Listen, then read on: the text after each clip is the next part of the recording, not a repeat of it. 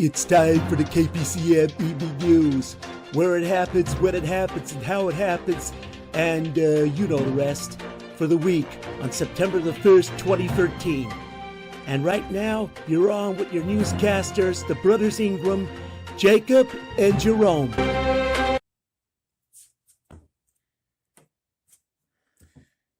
How you doing out there?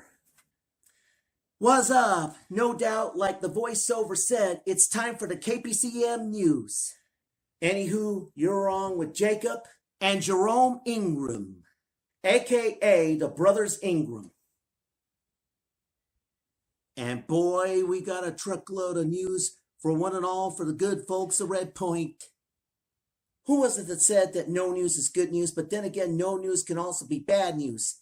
Anyway, things ain't so rosy-nosy. Because you see, though the war with Prometheus is long over, another war butted in with the Sisterhood of Ka, and they're a bunch of mean ladies, spoiled divas, and clockamamie despot females, no offense out there, to all you females out there, that can act uglier than sin, with tempers stronger than Dan Homer's B.O., battered and spoiled milk, and meaner than junkyard dogs.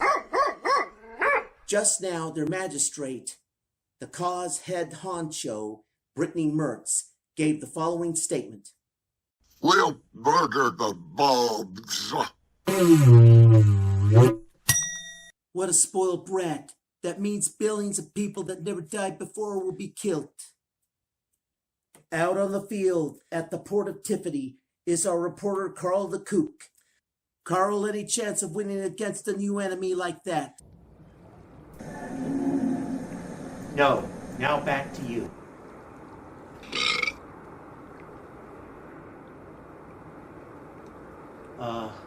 Pardon me.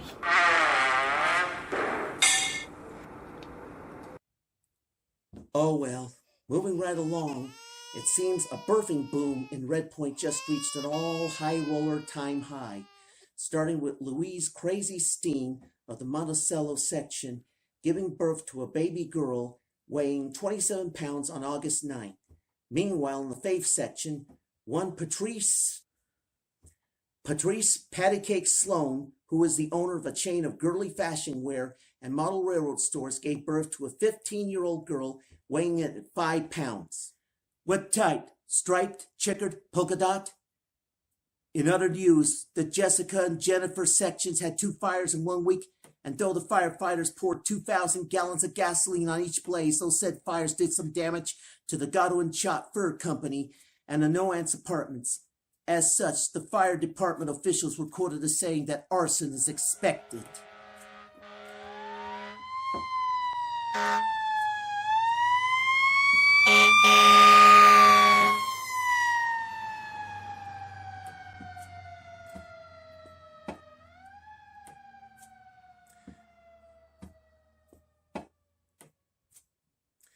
Sounds like some great suspectations may be in the works.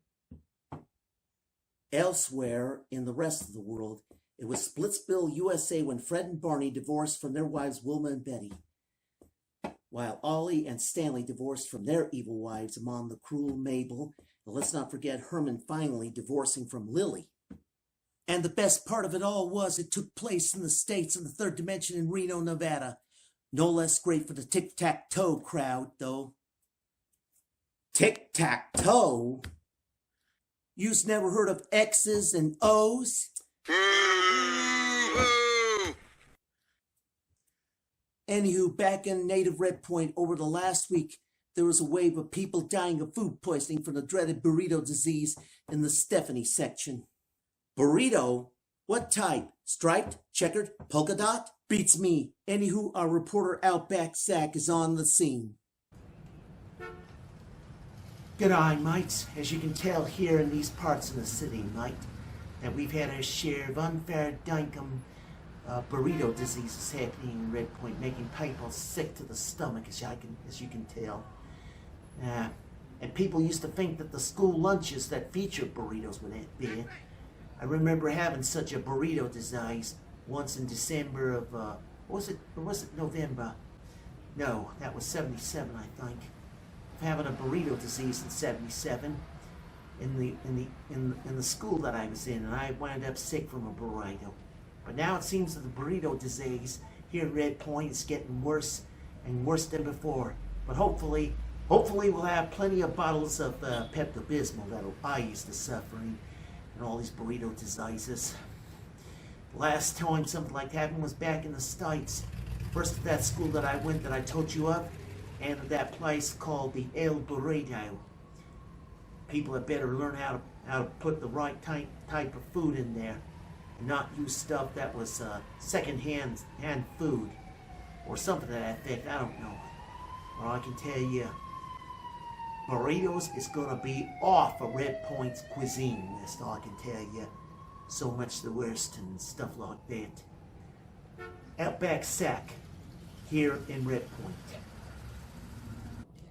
In other news, big doings in the Reflex Point section, where someone won the Red Point Lotto of 883 billion orb on her ticket.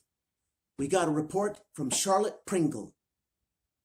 You're in time out for a long time. Keep your head down. Whoops, sorry, wrong cue card, eh? I mean, we're here in the Heartland section where lives today lucky lotto winner Michelle Mesa. If you didn't know, shame on you. Anyhow, in a few more moments, you'll get an interview with the new superstar. Our lucky lotto winner here. What is your name? Michelle Mesa. Can you spell it first and last? Firstlasti. No, I mean your first and last name. Oops. Anyway, now that you won your 883 billion, what do you plan to do with it? Be a typhoon? You mean tycoon. No, I mean typhoon, because the first thing I'm going to do is blow it. I see. Charlotte Pringle, Heartland section for KPCM News.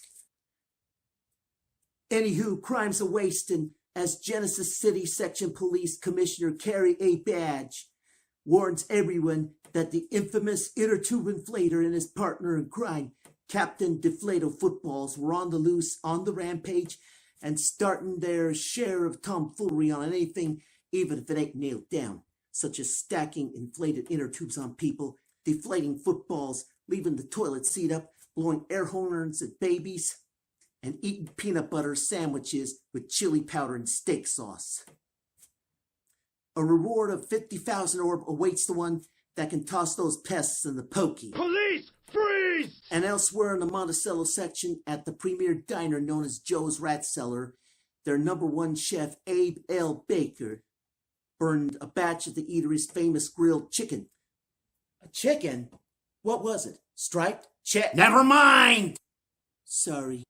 Anywho, it turned out that Abe hated the skin, so he removed it from the chicken, and it burned in the oven to totally tasteless like, without the truly tasteless jokes. Sounds like a 1980s joke book. Thankfully, a ghost came by and ate the burnt clucker. In fact, that ghost was a specter, so you can guess what the newspaper headline read. Yep, chicken inspector. Boo! You suck!